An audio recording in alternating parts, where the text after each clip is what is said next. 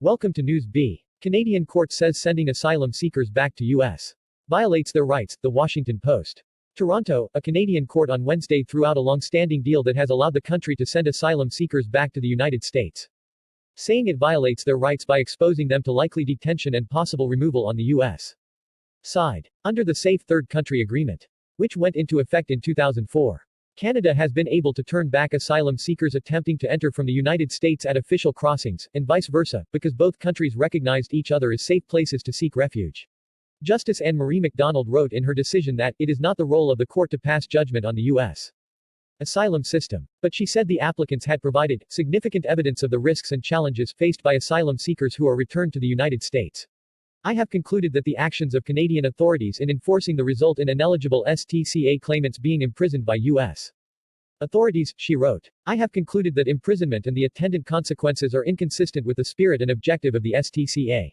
McDonald said the treaty violated the rights to life, liberty and security of the person, guaranteed by the Charter of Rights and Freedoms, part of Canada's Constitution. She suspended the ruling for 6 months to give Parliament time to respond. The decision dealt a blow to Ottawa, which has long defended the pact as lawful and has recently sought U.S. help in tightening their shared border. A spokeswoman for Public Safety Minister Bill Blair said the government was reviewing the ruling. The U.S. Department of Homeland Security did not respond to a request for comment. The agreement has been under fire since the election of Donald Trump, who as president has sought to limit asylum, refugee resettlement and illegal immigration in the United States. The Trump administration has pursued safe third country agreements with several Central American countries. The deal has also been at the center of intense debate in Canada because a loophole allows asylum seekers who cross the border at unauthorized points of entry to proceed into Canada and file their claims. More than 58,200 people have entered the country via such irregular crossings to claim asylum since Trump's inauguration in 2017. The influx has created a backlog of 90,000 claims and left migrants stuck in bureaucratic limbo for years.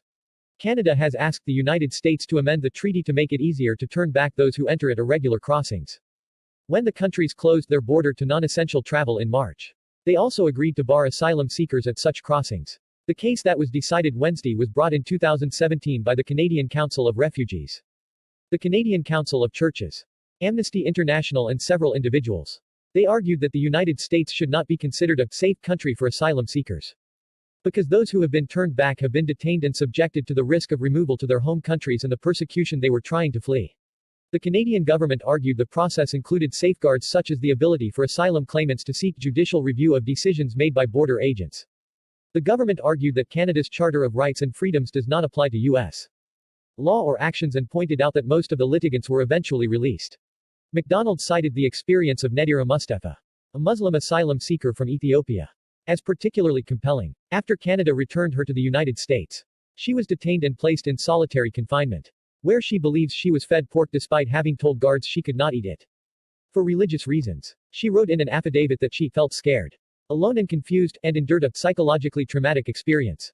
The U.S. is putting asylum seekers on planes to Guatemala, often without telling them where they're going. The evidence establishes that the conduct of Canadian officials in applying the provisions of the STCA will provoke certain and known reactions by U.S. officials, McDonald wrote. Canada cannot turn a blind eye to the consequences that befell Ms. Mustafa in its efforts to adhere to the STCA. The evidence clearly demonstrates that those returned to the U.S. by Canadian officials are detained as a penalty. Other applicants included a Muslim family from Syria who sought asylum in Canada after President Trump issued an executive order in early 2017 barring entry to refugees and citizens from 7 majority Muslim countries. And a woman from El Salvador and her children who said they faced rape and extortion threats from MS-13 gang members back home. The fact that the detainees were released, McDonald wrote, does not establish that there is a fair review process available. Lawyers for the asylum seekers argued that the agreement violated equality rights under the Charter of Rights and Freedoms because it disproportionately affected women. They cited a U.S.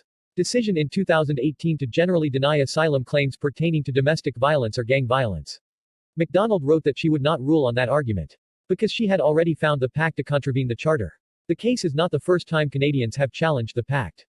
In 2007, advocacy groups successfully petitioned a court to declare the United States unsafe for refugees. But that decision was overturned on appeal. Alex Nave, Secretary General of Amnesty International Canada, called on the Canadian government to revoke the order that closes the border to asylum seekers attempting to enter at irregular crossings during the pandemic. The Safe Third Country Agreement has been the source of grave human rights violations for many years. Unequivocally confirmed in this ruling, he said in a statement. That cannot be allowed to continue one more day. Amanda Coletta is a reporter based in Toronto who covers Canada for The Washington Post. She previously worked in London. First at The Economist and then The Wall Street Journal. Follow. Text source WashingtonPost.com. Thanks. Don't forget to subscribe and like. Leave your comments below. See you soon for more news. Bye bye.